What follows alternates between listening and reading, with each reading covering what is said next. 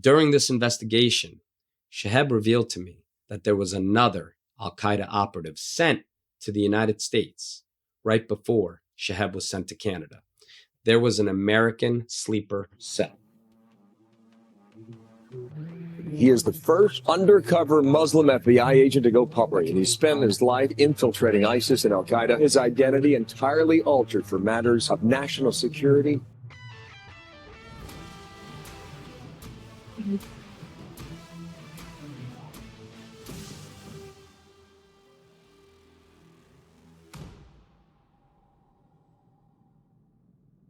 Welcome to Heroes Behind Headlines. I'm your host, Ralph Pizzullo. Please subscribe and check out some of our past episodes, such as the epic Battle of Mirbat and World War II's most infamous survival story, as well as new episodes that are released every week. Our guest today is FBI undercover agent Tamer Elnoury, which, due to the dangerous nature of the work he's done, is a pseudonym. He's the author with Kevin Maurer of the explosive memoir American Radical: Inside the World of an Undercover Muslim FBI Agent. Born in Egypt, Tamer immigrated to New Jersey with his family when he was 5 and worked undercover in law enforcement, using the persona of a street thug named Rico Jordan to break up cocaine and heroin rings. After the tragic events of September 11th, 2001, he joined the FBI's Joint Terrorism Task Force, a local, state, and federal law enforcement partnership spearheading the fight against terrorism. Today, he's going to talk about going undercover in 2012 to penetrate an Al-Qaeda cell that was operating in Canada and planning attacks against civilian targets in Canada and the United States. We're honored to welcome the courageous Tamer Elnoury as today's hero behind the headlines. I was born in Egypt, came to the United States with my family as a 4.5-year-old and raised in the States in New Jersey. And I got into law enforcement back in 1995. So yeah, wow. I'm a bit of a dinosaur. So what kind of law enforcement were you in? Well, I started essentially almost immediately working undercover narcotics. And that's essentially how my career started off. So Tamer Elnoury, is that your real name? No, actually, it's not my given name. It is one of several aliases I have used throughout my career to infiltrate terror cells across the globe. I'm not a Navy SEAL or a Green Beret or anything like that. I'm just a Jersey cop, Ralph, that was at the right place at the wrong time with the right skill set. And for the better part of the last 2 decades, I've actually been a royal pain in the ass to Al-Qaeda and ISIS, because my job was to decimate them from the inside out without them ever seeing me coming.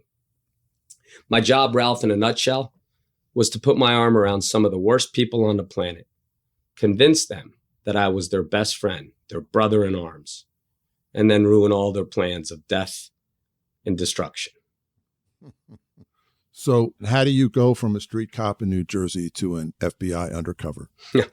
Well, I did spend the first half of my career working undercover narcotics. And the truth is, when I first started, I was pretty awful. It's only by the grace of God and the amazing team I had behind me that I didn't die in those early years. You see, when we're bad at something, it's easy to blame nerves or inexperience, right? But there's always more to it. Prior to my first ever hand-to-hand undercover crack cocaine buy, I was filled with so many preconceived notions. What the dealer was going to look and sound like, what I was supposed to look and sound like. I had all these biases before I even got on the set. That first undercover buy, at that moment, I couldn't tell you if the dude was white or black. Shit, I probably couldn't even have told you if it was a dude. I was so preoccupied with myself and spewing every bit of my legend or my cover story in our short time together that I never took any time to actively listen to him during the buy or pick up on any clues that could help with the investigation. I had tunnel vision. All that mattered to me at that moment in time was getting the drugs in my hand and making sure he never suspected I was a cop. I did everything wrong and I missed everything. that's when I quickly realized I had a lot to learn after that first buy. Mm-hmm. Because you want the opposite, right? You want to be perfectly natural in your undercover role and just be picking up everything from the people that you're with, right? Absolutely. Observing everything. Mm-hmm. Absolutely. And Ralph, the truth of the matter is, as an undercover cop, the end game isn't just buying the drugs. The end game is it's an investigation. You're an investigative tool. When you can't get to the truth through any other means, this is a very invasive tool. But at the end of the day, if you're not picking up on subtle cues and you're not observant and you're not looking at the big picture, then you're not much of a tool anyway. So 9/11 happens and it turns all of our lives around. But I would imagine with someone of your background and your skills, you suddenly became a very valuable commodity to the FBI. Yeah, absolutely. I mean, 9/11 was personal to all of us, Ralph, every single American. Yes, absolutely. And for me, it actually became a calling.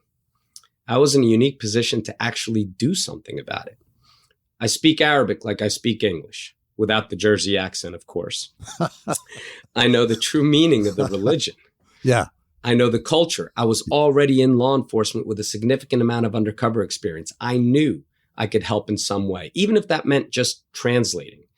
I really wanted to help because, well, I needed to help because some asshole in a cave made me and my family the enemy that day. And kind of cast the whole religion in a very negative light. Absolutely. And Americans never really heard, or most Americans didn't really understand the true tenets of the religion. Yeah, of course not. That was essentially the main reason why, after the case got declassified by the Department of Justice, that I wanted to write American Radical so I could share this message with the American people that's so near and dear to my heart. It's a very important message, and it's an excellent book, by the way. And I think we should point out that you grew up Muslim. You follow the religion. You're very proud of it. It's part of who you are, and you're not in any way rejecting that. Instead, you're trying to explain to people that, the religion is not the way it's usually portrayed. It's not the way that it's used by radicals to justify, their violent acts. Absolutely correct. Mm-hmm. Couldn't agree more with that statement. So let's talk about the case itself, like that you got involved in, because, that's the main subject of the book. And, it came about in a very unusual way. Yes, it did. If I may give you a little bit of background as to how I made that transition from narcotics to counterterrorism, it will help so you understand what unit I actually worked for within the government. So several years after the attack, after the Bureau wrapped their head around the war we were in, this new war, I was recruited and trained by the FBI's National Security Covert Operations Unit, NCOS, as it's more affectionately known in my world. The National Security Covert Operations Unit is a very small, elite, covert counterterrorism task force dedicated to combating terrorism domestically and abroad. All of the agents and operatives, as you mentioned, were plucked and pulled and recruited from law enforcement agencies across the country, each bringing with them a unique skill set to the team. And then, of course, we were trained by the entire alphabet of the U.S. government, and we became, essentially, these brand new hybrid agents. What that means is when we operate on U.S. soil, we put our law enforcement hats on. We record meetings and phone calls and collect evidence and build a prosecutable case for the U.S. attorney. And if that case ever went to trial, our identities were protected under the SEPA Act so we can continue to do our job. But when we're tasked with working overseas or abroad, we simply put our spy hats on and we collect intelligence to further the mission. And this is unique, correct? Very unique because all of it didn't exist prior to 9/11. Isn't that right? Perfectly put, Ralph. And that's exactly what I was going to tell you is after 9/11, after the commission and all the things that happened, when we looked in the mirror and saw our mistakes, the wall between law enforcement and intelligence came down, finally, after decades. And because truth be told, the world became too small of a place for us to limit our counterterrorism efforts to just within our borders. And our new unit became this new mission personified.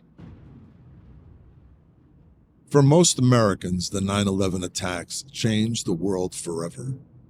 The Bush administration responded by declaring a war on terrorism to bring Osama bin Laden and Al-Qaeda to justice and prevent further attacks. It called for increased global surveillance and increased domestic intelligence gathering and cooperation between law enforcement agencies. For the first time in history, the wall came down between the FBI and CIA, and the two agencies fully cooperated and shared information.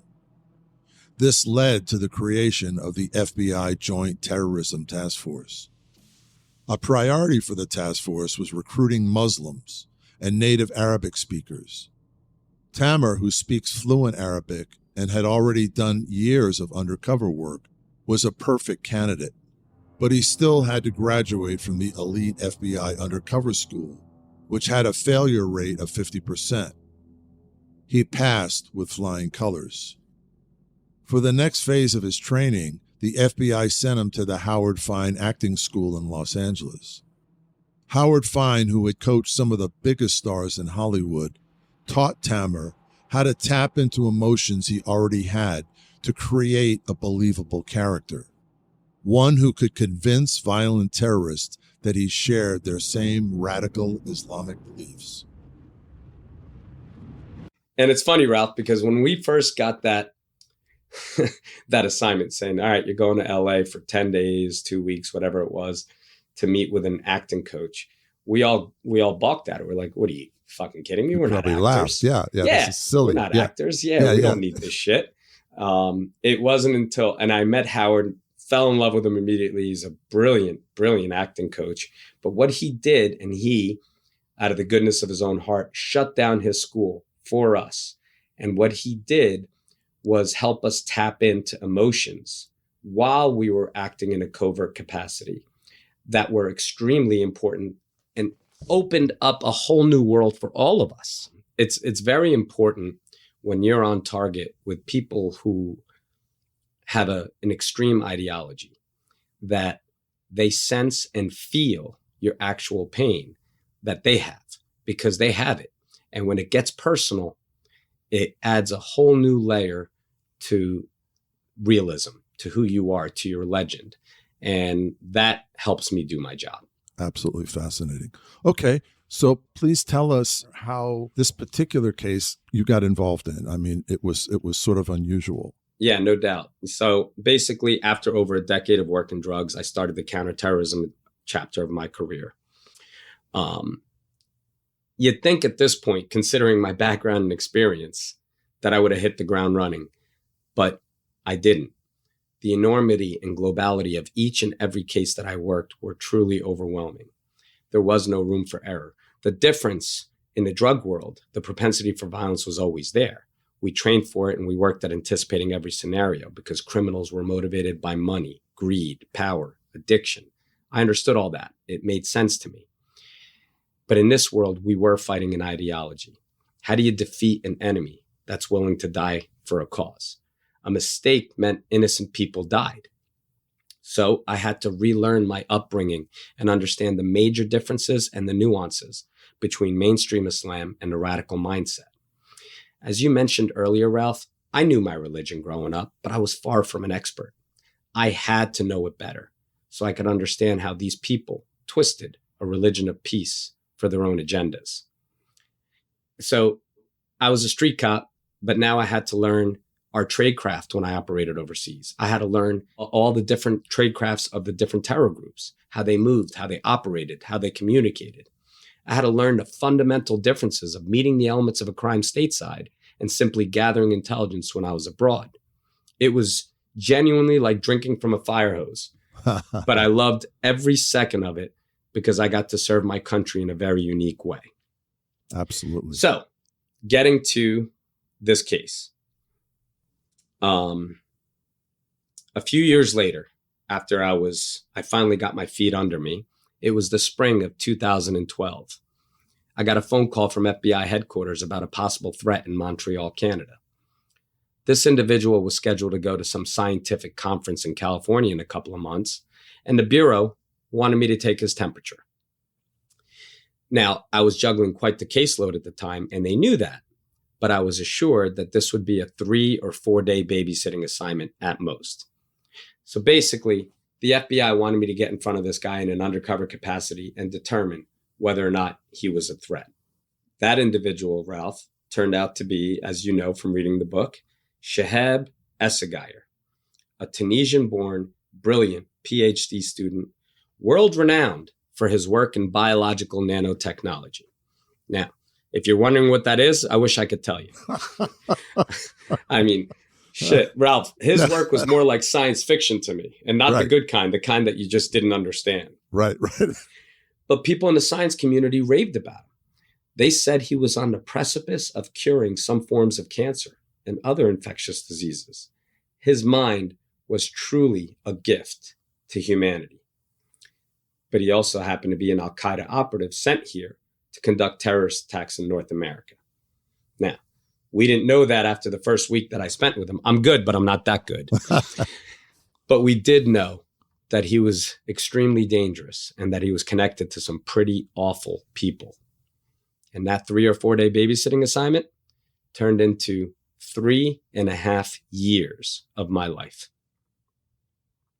And he had actually traveled overseas and met with higher ups in Al-Qaeda. Absolutely right. Yes. As a matter of fact, not only was this guy's IQ off the charts, he had access to the West, but he was, as you mentioned, directly connected to Al-Qaeda senior leadership. We learned later, Ralph, that Chiheb Esseghaier was one step removed from Ayman Al-Zawahiri, the leader of Al-Qaeda, the most wanted man in the world today. He carried a handwritten note from him in his wallet everywhere he went. Incredible. You know, I've heard other stories where people talk about Al-Qaeda and their cells that are sort of like disconnected. They claim loyalty to Al-Qaeda, but they're not really in touch with the leadership. But this gentleman was, I mean, he was closely embedded to the top leadership. Without a doubt. And what was his mission? Well, part of his training, Ralph, was teaching him how to create terror and mayhem in different opportunities. They essentially opened up their playbook to him. But his essential first mission was to blow up a train from New York City to Toronto on the Via Rail. And that was his direct tasking from Al-Qaeda senior leadership. Wow. So after that, tell us about that first meeting, because it's very interesting how it happened. Yes. So I first met the team. This case was being run out of New York City. So I got to work with the best in the business, CT1, the Al-Qaeda squad. Our core group became a family during this case, and we're all still very close today. The case agent, Nelson, who I call Nelly, and the contact agent, Joey, are both like brothers to me today. And those two men are truly American heroes. Most Americans will never know the sacrifices that they have done in their career and the lives that they're responsible for saving, not just including my own. And when I first met the team, we met in a SCIF in New York City, a secret compartmented information facility. And it's where you go to look at and discuss classified information. But at that moment, nothing that was said in that meeting and nothing in those documents was going to help me do my job. So we needed a pattern of life. After I got the pattern of life, after we did a deep dive into him, I was able to craft my legend so that Tamer Elnoury was the jihadi lottery ticket for him. If he was who we thought he was, he would bite. So I met him on Father's Day, 2012, and spent a week with him in California while he attended his conference. We met on a flight from Houston to San Jose, California. The bump that we call an initial interaction with a subject went great. I passed all his tests. I jumped through all his hoops, and we became fast friends that week. So fast, in fact, that by the end of the week, he subtly tried to recruit me. But I pushed him away. And my pushing him away turned out to be the catalyst that solidified our friendship, our connection. Now, Ralph, I wish I could tell you that I pushed him away because I'm a brilliant undercover and I was playing the long game. But the truth is, I pushed him away because this guy was Canada's fucking problem.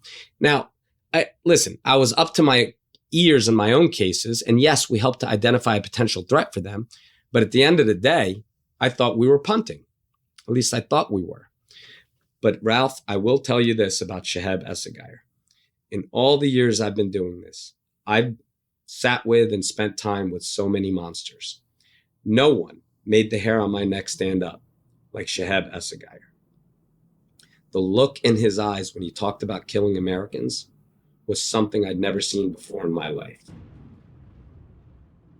Chiheb Esseghaier was a Tunisian citizen living in Montreal who had traveled to Iran twice over the past 2 years and had made contact with Al-Qaeda operatives online.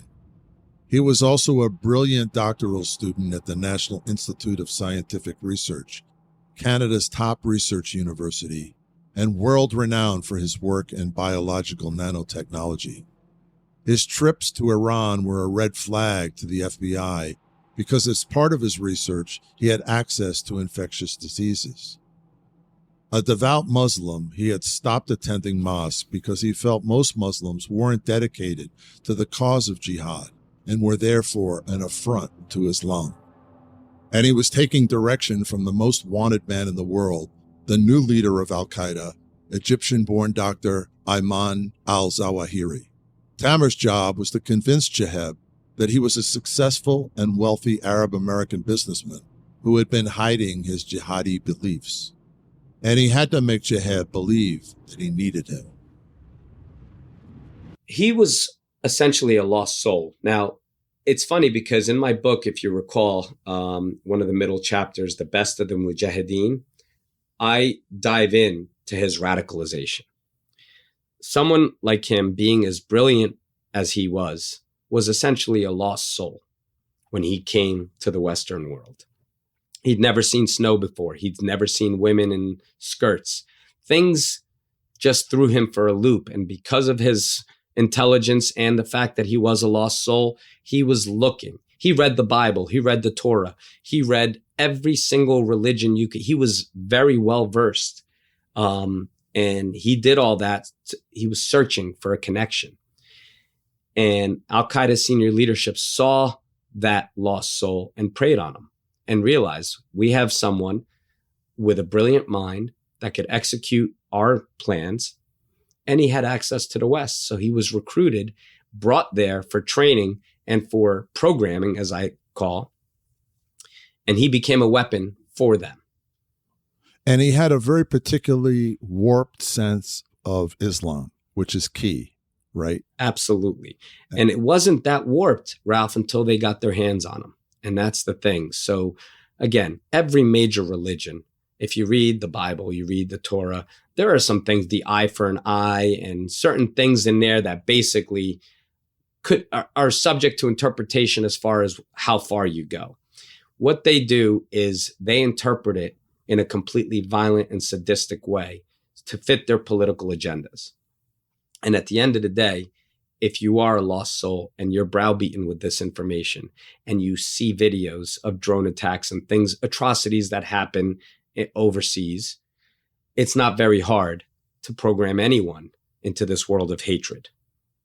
And Tamer, I mean, there's particular passages in the Quran that are very specific about, you don't hurt innocent people, you don't hurt women and children. And how was he able to steer around that? Exactly. And it's in black and white. Certain things in the Quran, just like you said, Ralph, is even in times of war, you cannot touch your enemy's women, children, and men who are not on the battlefield. It's literally verbatim. They justified it. And I said that to Chiheb in a conversation in a car once. And that was played for him, for the court during that time. His justification was very sociopathic. Okay. And you could tell it was someone who was brainwashed. That justification was that Israel is an ally to the United States and had a hand in a lot of these atrocities. Every Israeli citizen, men, woman, and child, is born into their military. Therefore, the Americans, yes, you're seeing the stretch. Exactly. Yeah.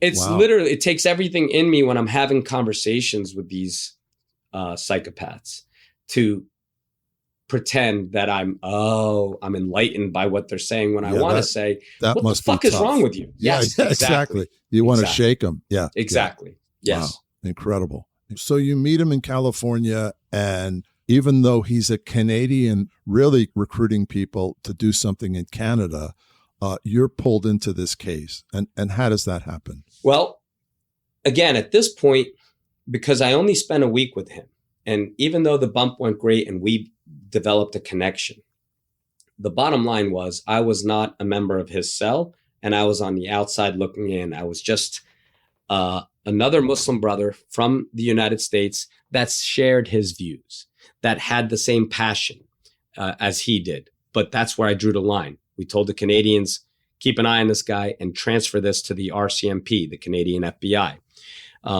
Because at that point, the Canadians had that same wall between their agencies to protect intelligence agents and their techniques from the court system, from discovery. But at that point, June of 2012, there was, the RCMP had no idea who Chiheb was. And they believed, the Canadians, that this was still only an intelligence operation. So Chiheb and I stayed in touch that whole summer. We talked all the time. We needed to keep tabs on this guy because he was just too dangerous. And the people he was communicating with overseas was terrifying.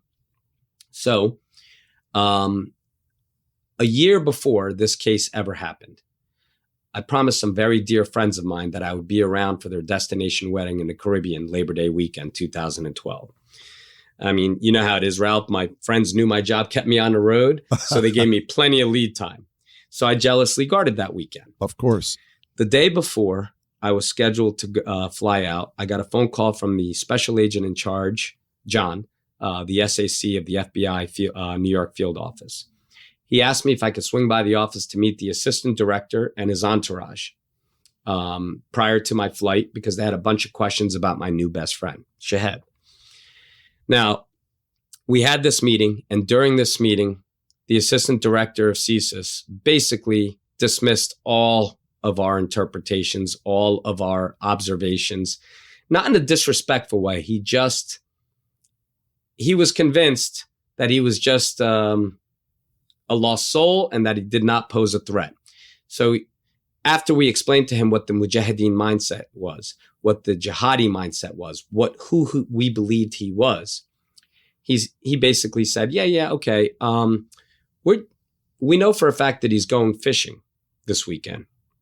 We just wanted to get some insight into the people he was going to meet in Toronto. Now, we just got done telling him that jihadis don't take a break. Everything they do is to serve a purpose while they are in the Western world. That purpose is jihad. So I'm from Jersey, so I don't know Canadian geography, right? So I didn't know that Toronto was a 6-hour drive from Montreal. It's a long way. Yep. Yes, it is. And Ralph, whatever professionalism I had left at that point went out the window, and the Arab in me came out a little bit, and I was definitely a lot louder than I needed to be. I said, let me put it to you this way, stopping all conversation in the room. I mean, it was like you could hear a pin drop. If I asked anybody in this room, anybody at all, if you had any plans this weekend, even if you didn't have anything firm, you all have something. Some of you might be going on vacation. I'm going away in about an hour. This is how normal people live their lives. They take breaks. They travel for pleasure. Chiheb does not take a break. He does not take a vacation. Everything he does is for the sole purpose of jihad.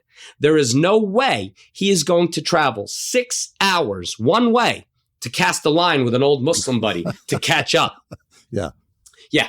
Dead silence after I did that. Right. People didn't know whether to shit or go blind because there's some crazy guy in shorts and flip-flops yelling at him. Every American in that room agreed with me. And every American was trying to say the same thing, but of course they were much more polished than I was, and were trying to avoid an international incident. The assistant director gave me the hand and said, and looked to the SAC and said, we know for a fact that he's going fishing this weekend. The area in Toronto he's going to is a very popular fishing destination. They even rented a boat. He didn't even finish his sentence. I popped out of my seat, said goodbye to my team, and left. Now, I hoped and prayed that the Canadians got this one right and that no one got hurt. But I decided we done all we could. Right. I'm not going to argue with these guys. It's their country. It's their target. It's their threat. Right. But, obviously we had the American piece of it, but we can only do so much because of the fact that he was in Canada. A couple of days later, Ralph, while I was on the beach, the only phone I had left on, was ringing off the hook. It was Nelly, the case agent. He couldn't tell me much on an open line, but he said that the fishing trip was nefarious and that I needed to get home as soon as possible. And that's when I caught the next flight home and found out that the fishing trip was a recon mission and the target was a train bridge and the plot was to blow up a train from New York City to Toronto. Labor Day weekend 2012, when members of the Canadian Security Intelligence Service, CSIS, were convinced that Chiheb was going on a fishing trip to Toronto, Tamer was skeptical. He knew that Chiheb did nothing that didn't support the cause of jihad, certainly not a fishing trip that involved a 12-hour drive back and forth from his modest apartment in Montreal. It turned out Tamer was right. The real purpose of Chiheb's trip was to recon a train bridge for a terrorist attack, specifically the well-traveled VIA rail line that carried passengers from New York City to Toronto. The plan was to cut a 5-meter hole in the track with jackhammers, causing the train to derail and plunge into the gorge below, thus killing all the passengers. Intercepted communications from overseas proved that Chiheb was getting his instructions from high-level Al-Qaeda leaders, all of whom were on the FBI's most wanted list. Both the FBI and CSIS were convinced that the attack was scheduled to take place on the 11th anniversary of 9/11, which was only weeks away. The clock was ticking. Tamer had to work fast. The crazy part about it is, Ralph, at that moment, it was early September. Based on what CSIS, the Canadian CIA, saw and heard that Labor Day weekend, they believed the threat was imminent because the bad guys used the words anniversary attack. They thought this was going to be a 9/11 anniversary attack. Yeah, so at this point, they had no choice but to turn this over to the RCMP. Finally, they walked into their office that Sunday night, Labor Day weekend, and said, this guy is a terrorist, meaning Chiheb. He's planning an attack very soon. Remember, they couldn't tell him much, Ralph, at that point because of that wall. These are his friends in Montreal. These are his friends in Toronto. And oh, by the way, his best friend is an undercover FBI agent out of New York City. And that guy is a dick. I may have ad-libbed that last part, but I'm pretty sure that's what they said after the meeting I had with him a few days earlier. And your legend was created very skillfully to make you very attractive to him. How was that done? Well, the first thing I do is a deep dive into their personal beliefs, who they are. A lot of times in these classified documents that we talked about earlier, Ralph, is nothing in there is going to help me make a human connection with my subjects. None of that stuff matters to me.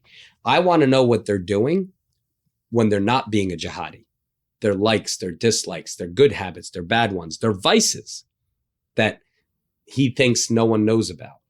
Because I need to make my legend tailor-made for them so that they pick me.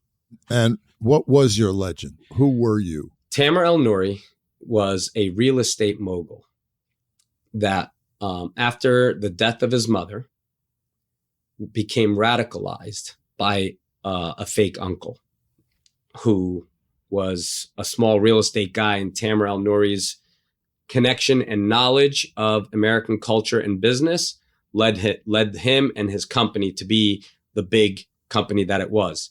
And Tamer Elnoury and the Elnoury Investment Group were financial supporters of the Mujahideen brothers overseas.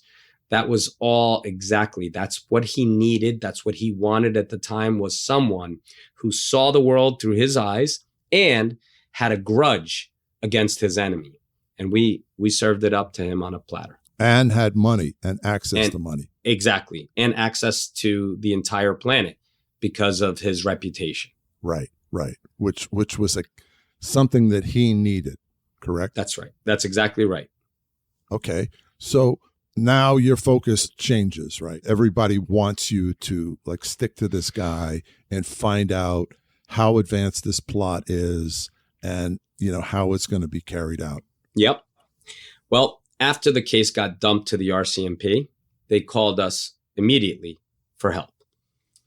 Now, they agreed to afford me the same protections in Canada that I have here in the States, so we dove right in.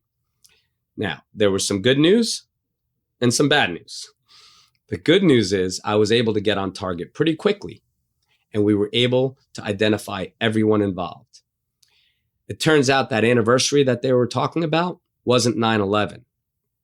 It was Christmas, Jesus Christ's birthday. In Arabic, Ralph, birthday and anniversary are synonymous. So there was a little bit of a misunderstanding by CSIS there.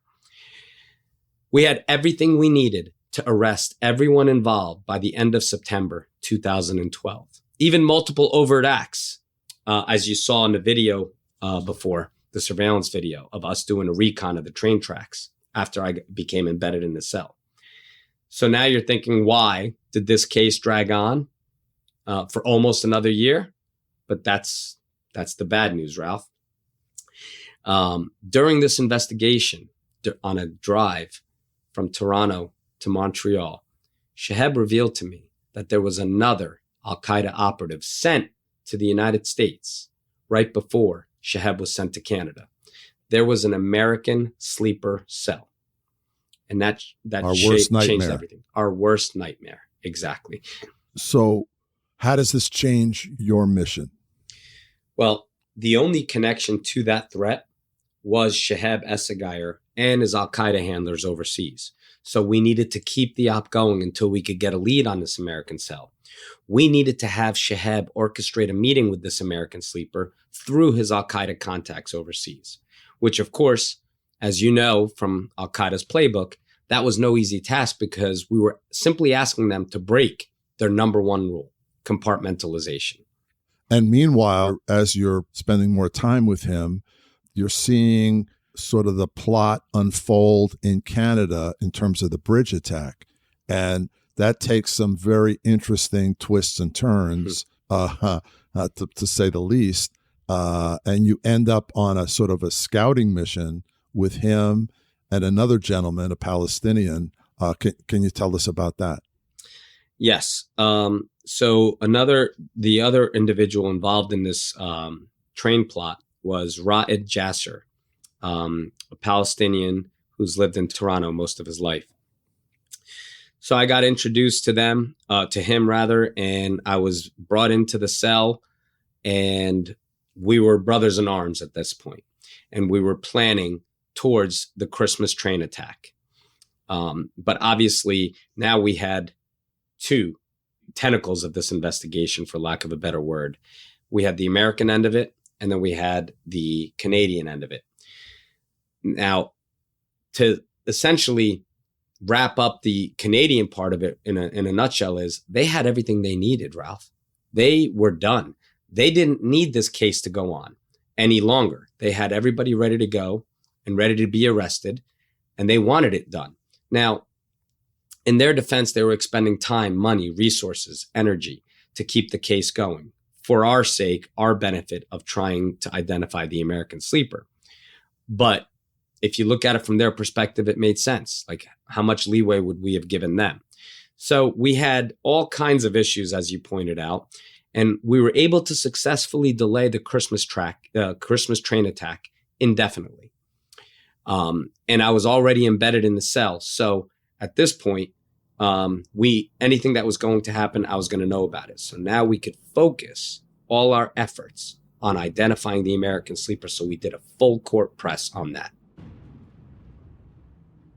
On a trip to Montreal with Chiheb in early September 2012, when Tamer learned that the train attack was scheduled to take place on Christmas Day, he also found out some very important things. One, that Chiheb had received his terrorist training from an Al-Qaeda operative in Iran, who he called El-Masoul, but whose real name was Mohammed Al-Rayal, one of the 4 terrorists who had hijacked Pan Am Flight 73 from Paris to Pakistan in 1986. 2, Chiheb had received direct communications from the man who was currently leading Al-Qaeda and had succeeded Osama bin Laden, Egyptian-born Dr. Ayman Al-Zawahiri. 3, that Chiheb had recruited another radical Islamist, a Palestinian named Raid Jasser, to help him carry out the train attack. And 4th, and most alarming, that Chiheb had information that there was an Al-Qaeda terrorist cell operating in the United States. Every single jihadi that I have ever come across all have their own personal gripes. And sometimes when the body is shifting a certain way and it doesn't fit the mold of who you want to kill or how you want to kill them, that's where all of that starts to break down. And yes, believe it or not, that is a huge advantage to us, that they're not that as organized that way, because everything they have, everything they're doing is built on personal hatred and agendas. And Jasser his interest was more like he wanted to launch sniper attacks in Canada. That's exactly right. Which seems bizarre, but he had his own perspective on the whole situation based on the fact that he was Palestinian. That's exactly right. And he just wanted to target certain people and for certain reasons, and they were all his reasons. Meanwhile, Chiheb was taking orders from overseas. In his mind, his attacks took precedence. Can you tell us about the incident on the bridge itself, where you're there with these 2 men, and then, kind of how that leads to this like falling out? Yes.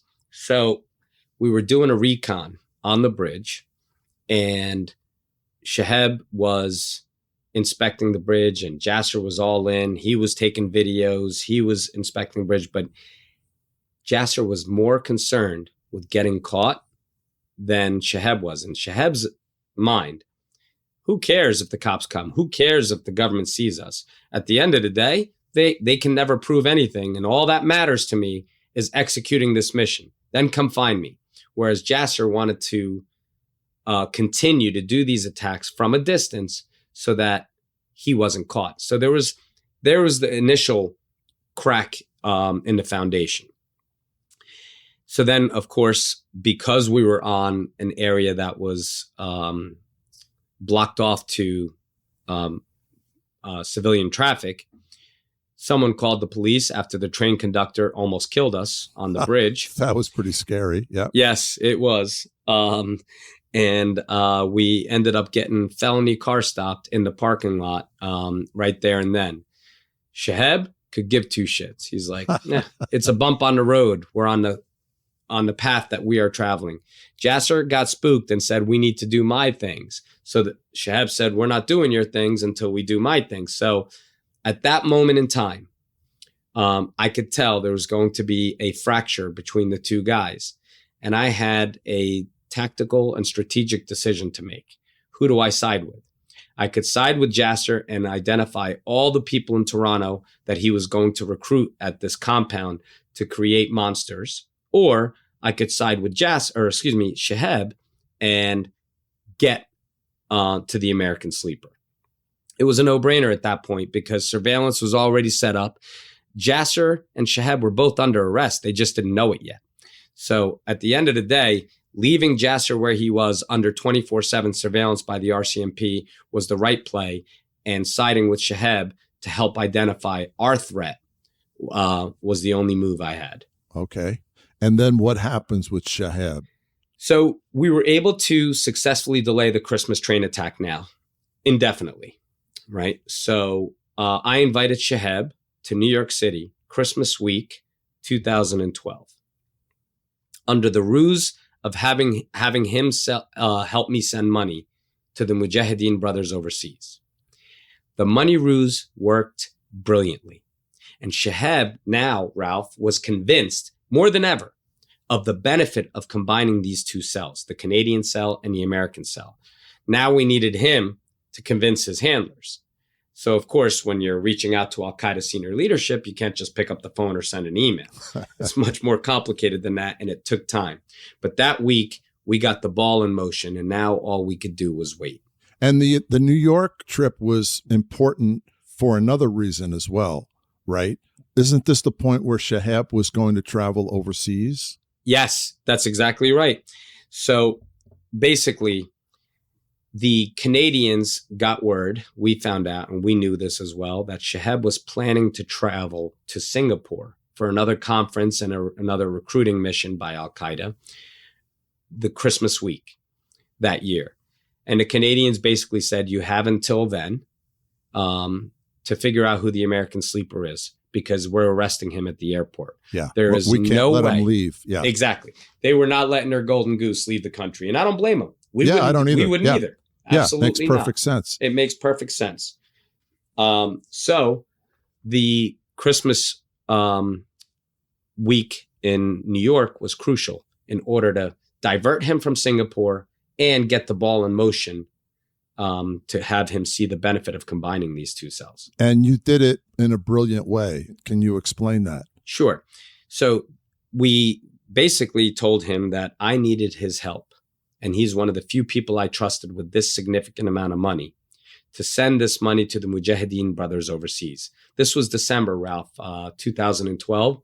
If you recall, the Arab Spring was happening. Every government in the Middle East was upside down. Banks were shut down. The streets were a disaster.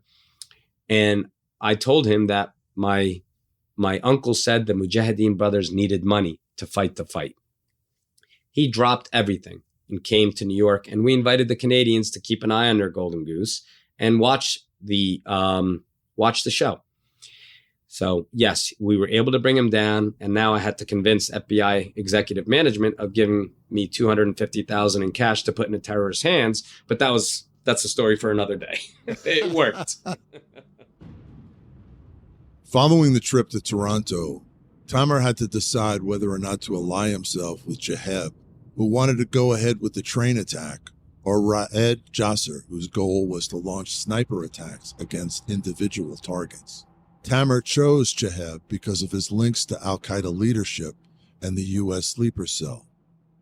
In October 2012, Chiheb introduced Tamer to another one of his radical Islamic friends, a fellow Tunisian and nuclear engineering student named Ahmed Abbasi, who was living in Quebec City and planning an attack against Times Square in New York.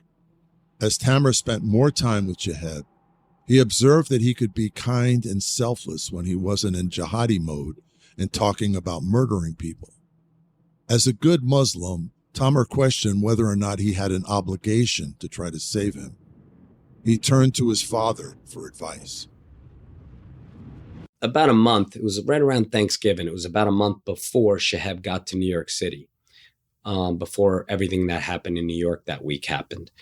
But I called my father, and obviously I can't speak to anyone, especially when the case was still ongoing, or anything that's classified about anything specific. But I called my dad and he asked me, he kept hounding me, what's going on with you? You don't seem yourself. So I simply asked him, I said, let's say there's somebody out there, Dad, that is destroying our religion. He is of the mindset that killing is the right thing to do in response to everything that's happening overseas. And he said, listen, I have no idea where you go. I have no idea what you do, but always take this to heart. Anyone that feels using Islam as a weapon is not a true Muslim. That is not Islam. It is a religion of peace. Judgment and things of that nature, and he went on, is God's work, not ours.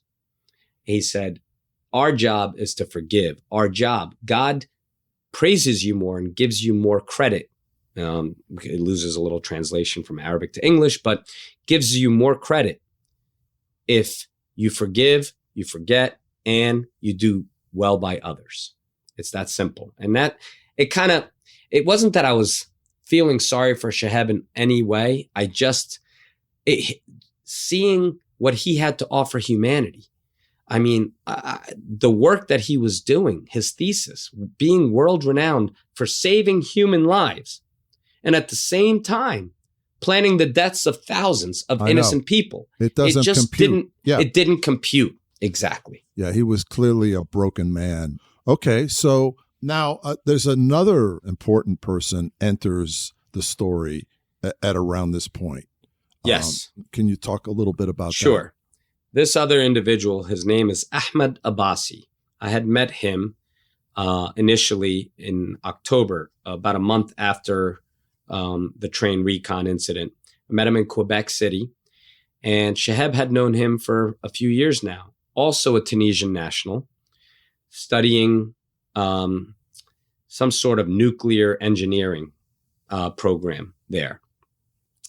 He was very intelligent and very savvy, and his extreme hatred was specific, not towards the West, not towards any atrocities. It was towards us, Americans, period.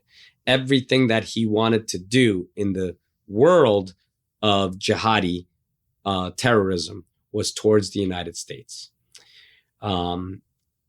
He was someone that we knew from the get-go, from the day that I met him, was a different kind of evil. And like I said, his name's Ahmed Abbasi, and we needed to focus on him as well because of the threat that he posed to our security. So now you're managing both of these men. Didn't Abbasi recruit Chiheb? Yes, Abbasi was the one that turned him to the dark side, for lack of a better word.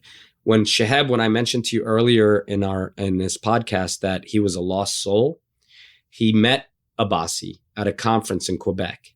And Abbasi noticed that he was leaving to go pray. And then he put his arm around him and he filled his head with all these things. And he basically told him, you're missing the most important pillar of Islam, jihad, which isn't a pillar of Islam, Ralph. There's only 5 pillars. The 6th pillar is a very jihadi thing to say. And he built that into his head and he guided him into this world before Chiheb dropped everything and flew to Iran for training. And is it, I don't know if you knew this or you would assume that Abbasi was also in touch with Al-Qaeda leadership in the Middle East? He was definitely speaking to certain folks that were all red flags, but I do not believe that he was trying to become more in their midst, actively recruiting himself, to be more in their mix, as opposed to Chiheb, who was already trained and launched towards us. So yes, he had the same ideas, the same ideology, but he wanted the longer play. He wanted the long game, and Chiheb wanted to attack immediately. Okay. And this developed into 2 operations, right, that they were planning? Correct. So Abbasi wanted to essentially start recruiting people here in the U.S. That he may have known from different online forums and so on and so forth in an effort to create his own cell here. Whereas Chiheb said, okay, you do your thing, even though he was disgusted by it because he felt that they should be answering to Al-Qaeda senior leadership now. So they both arrived in New York City to visit with me in March of 2013. I spent several weeks on target with both Chiheb and Abbasi. And after that, towards the end of that, I was exhausted mentally, physically, because it was literally a ton of jihadi bitch fighting. And all that mattered to me at this point. And again, the investigation was going in so many different directions. There were so many moving parts, but none to me or to us, our entire team, more important than identifying the American sleeper. So I had to placate both of them. And talk a little bit about your effort, because you had to obviously push, prod him to reveal the identity of the American sleeper. How were you able to do that? Or what was your strategy? So first and foremost, the money ruse from Christmas was a huge help. Chiheb realized at that moment, okay, even though he knew it, he had seen or he had heard, okay, that I was supporting the Mujahideen brothers overseas, but now he saw it, he felt it. He was an active participant in sending $250,000 to the cause through Tamer Elnoury and his team. So that in and of itself convinced him to start the process with reaching out to Al-Qaeda senior leadership to ask to combine the two cells. Now, the fact that I showed my loyalty to him over all others, Jasser's team in Toronto, Abbasi's team, he then believed at that point the play was to get a meeting with the American sleeper. And I prodded him and I coached him through the different forms of communication to Al-Qaeda senior leadership and his handlers. And like I mentioned to you, this was all taking place while I had them both in New York City. So I had to placate Abbasi because we needed the evil that was in him to be exposed. So it all came to a head, Ralph. Before we get to that, what Sure. was Abbasi planning? Abbasi wanted to create a bacteria because of his engineering skills and his scientific background to place in several different water supplies throughout the United States, specifically in the tri-state area initially, that would be able to bypass all. It was like an invisible virus, if you will, like a synthetic one that none of the computers would be able to pick up, that would essentially kill hundreds of thousands of people, anyone using that water supply. That was his plan to develop, in addition to the nuclear end of it, of being able to essentially break down some of our nuclear reactors from within. He wanted to wipe our country off the map. And you've got to listen to this and nod your head, right? Yeah, I got to do more than nod my head sometimes. I have to show, because a lot of times when they're coming up with these plots and plans, your knee-jerk reaction as an American in New York City, you're on hallowed ground. You're steps away from where 9/11 happened. You got to keep it together, and you have to show almost that you have a level of fervor with these plans. I can never be the driving force. I never was. I have to be a sounding board, but at the same time, I have to be supportive. So it was a very, very delicate balance. Wow. Incredible. And at a certain point, you kind of lose it, right? Well, yes. I mean, the emotional twists and turns that you have to take and the pressure that you're under must get, so intense. It does. And it's a shame because the incident you're referring to, Ralph, I'm not very proud of it, but I'll tell you, it was when Chiheb was in New York City that Christmas week back in 2012. I took him to see Times Square, for some sightseeing. It was his first time in New York. Now, naturally, he didn't see Times Square like any other foreigner would. He saw it as an opportunity to kill and create mayhem and terror. I watched his Al-Qaeda training taking over. I fielded questions about New York City security protocols, pretending not to know why he was asking. We all knew where this was headed. So, of course, a couple of nights later, we're downtown near the apartment he was staying. We're going for a walk. He stopped right in front of the Freedom Tower, and he put his arm around me. And while rubbing his beard, he said, "Tamer, this town needs another 9/11, and we're going to give it to them." And I lost it, Ralph. That was... Yeah, that's a lot. That was a lot. I guess it was, hey, listen, I'm not making any excuses. I'm a professional undercover, and it's my job to put my personal feelings aside. But you're a human being too. Right. And not at that moment, not at that night. But, it was 20 degrees outside. I felt like, I was sweating. And he invited me upstairs to his apartment so he could tell me about his plan to place multiple IEDs throughout Times Square to kill thousands of innocent people while standing at that location. So needless to say, I shoved him off of me and pretended that something I ate earlier didn't agree with me. And I left him standing there. I know I spooked him that night. But worse than that night, I was worried that because I wasn't a professional undercover, that I thought I blew our chance at identifying the American sleeper because I was getting too emotional. But thankfully for the case, the next morning, I was able to recreate that conversation, and I got everything the U.S. attorney wanted on this new plot and then some over bagels and coffee in his apartment that morning. But yeah, that was a low point for me professionally. In early December 2012, as Tamer and Chiheb stood in front of the new Freedom Tower, and Chiheb announced that New York City needed another major terrorist attack, Tamer struggled not to break character. Despite his training, this was too much to take. He was facing a man who was talking about killing innocent Americans like it was no big deal. In Tamer's words, he was spitting in the eyes of God and talking about doing something that was in complete violation of the Quran. Tamer had to take a break, at least for one night. Later, he realized he had no choice but to pull himself together and focus on the goal of finding the American sleeper.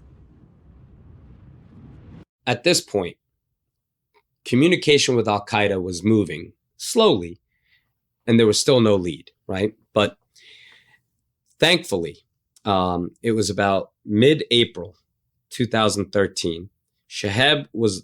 Remember, I was entertaining Chiheb and Abbasi in New York City. Chiheb went to another scientific conference in San Francisco, and Abbasi and I flew out to Las Vegas together to meet with a jihadi friend, a potential recruit of his. But that weekend, Ralph, finally, the stars aligned for us. I was out to dinner with the bad guys in Vegas when Chiheb called me. I stepped out to take his call. He was excited and out of breath. He couldn't wait to tell me.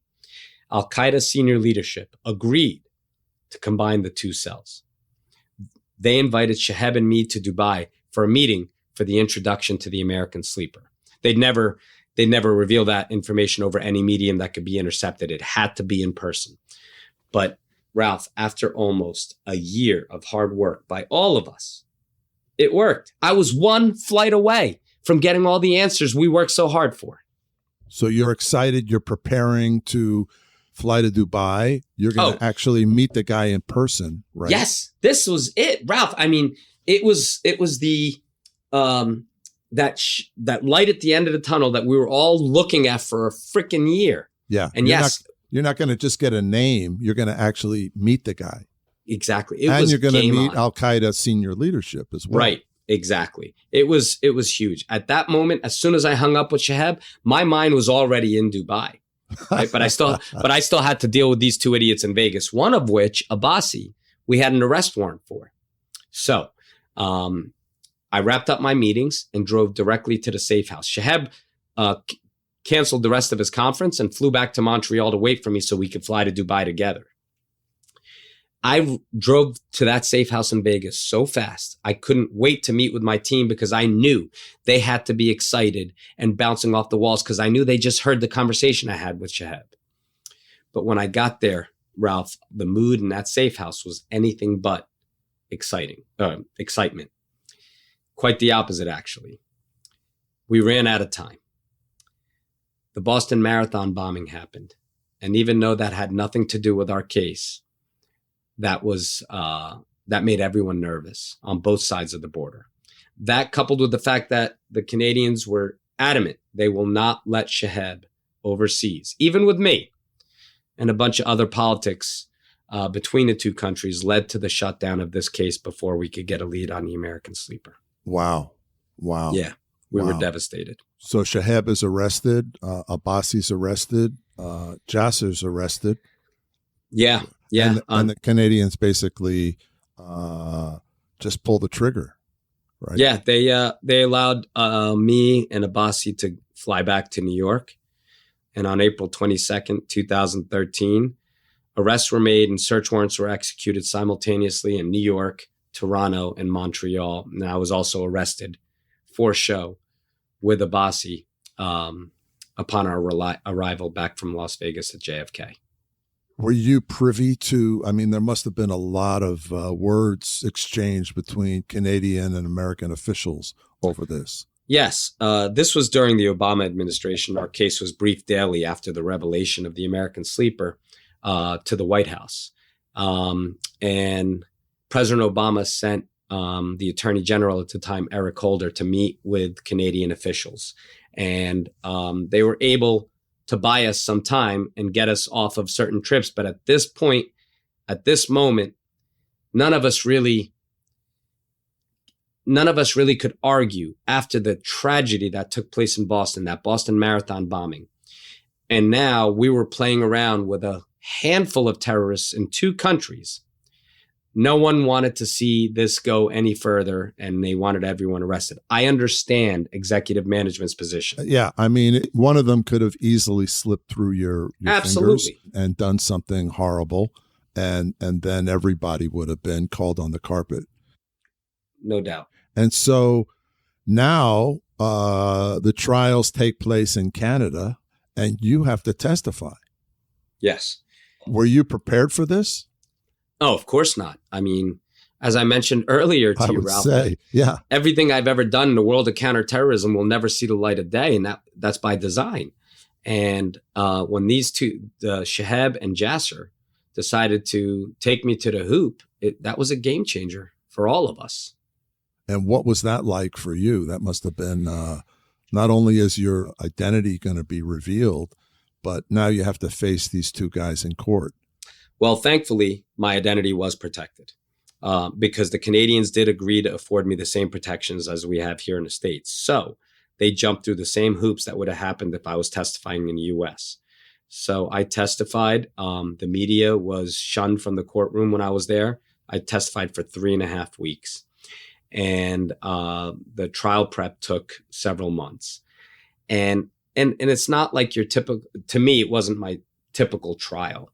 Because even though Canada is similar to us, they're not us. They have different rules. They have different court rules. They have different everything, right? So I needed to wrap my head around that and understand and use their playbook for when I testified, because there are certain things I can and can't say that would bias the jury. And it's the same thing here. So I had to learn that. It took me several months to learn that and work with their prosecutors and understand what the trial would look like. But thankfully, no one was allowed in the courtroom during my testimony, and the media could hear me, not record me, and not see me.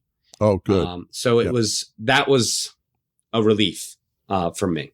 But the crazy part about this whole thing, Ralph, is after Chiheb got arrested in Montreal on that day, he was immediately transferred to Toronto, where he was being prosecuted, and he was interrogated for weeks. He protected me at every turn. He never once gave me up. Even after the government played recordings for him of our most private conversations, he assumed they were just trying to trick him and that they found a way to record us.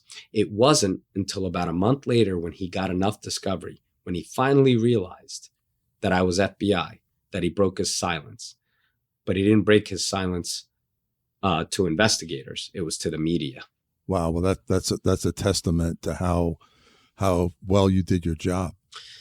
Yeah, it was a connection that we had. And, when you spend that much time with someone doing this sort of thing, no matter what line of work you're in, it's, No, well, obviously you were highly, highly skilled at what you did. No, thank you. And thank God for that. Now, there's an interesting part in the trial where you feel that the media is sort of making this about religion, right? Yes. So the Canadian security detail, these guys were awesome, just pure SWAT monsters, right? They wouldn't let me go to the bathroom without a couple of their guys in the vicinity. So they would take me to and from the safe house while I was testifying there.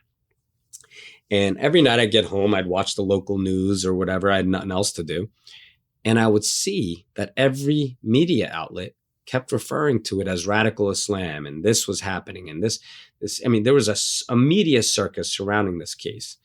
And that kind of broke my heart, because the prosecutors only witness, their main witness, was an undercover Muslim FBI agent who infiltrated their ranks and was testifying against them. So I asked the head prosecutor if I could address that. He balked at first, but I was able to get it out. And I said that we are not at war with Islam, that the radical mindset is what we are fighting. Their agendas, they are criminals using a peaceful religion to further whatever political agendas they have. And that was when Chiheb lost his mind in the courtroom, and they had to clear the courtroom, and he wanted to address that with me personally. And it was crazy, insanity. Yeah. Well, that you hit the sore spot there. Yes. Yeah, that was it. And that's where the malignancy lies, right there. Yep. Absolutely. Exactly right. And whatever happened with the American sleeper? It got turned over to the intelligence community, and they're doing the best they can. Honestly, at this point, I obviously can't get into the specifics of that. But for all intents and purposes, as far as our case was concerned, that was the one that got away. April 23rd, 2013, 2 weeks after the Chechen-American Tsarnaev brothers detonated 2 homemade pipe bombs near the finish line of the Boston Marathon, killing 3 people and injuring hundreds, the Canadians arrested Chiheb, Rahed Jasser, and Ahmed Abbasi. Tamer was relieved, exhausted, and disappointed. He had penetrated a very active and potentially lethal Al-Qaeda cell in Canada that was planning attacks in both Toronto and New York, and had discovered the existence of an Al-Qaeda sleeper cell in the U.S. But he had fallen short of getting Chiheb to reveal the identity of the U.S. sleeper. The Canadians had pulled the trigger first. Tamer still had to testify in court, where his identity was protected. January 2015, Chiheb and Jasser were found guilty of conspiring to commit murder in association with a terrorist group and sentenced to life in prison. Abbasi pled guilty to a lesser charge, and after spending 17 months in jail, was deported back to Tunisia. Tamer had stopped at least 2 potentially devastating terrorist attacks. He's the epitome of a true patriot. He still hasn't revealed his real name, nor does he expect to be celebrated. He just wants his fellow Americans to know that there are courageous men and women like himself, including Muslim Americans, who forsake personal safety to work in the shadows and keep the rest of us safe. We thank Tamer Elnoury for his skill, bravery, and dedication to our country. We're deeply honored to call him today's hero behind the headlines. Thanks for listening. I'm your host, Ralph Pizzullo. Our producers are Frank Hobbs, Ralph Pizzullo, and Apex Media. If you haven't already, please download, rate, review, and subscribe. And don't forget to tune into the next episode of Heroes Behind Headlines.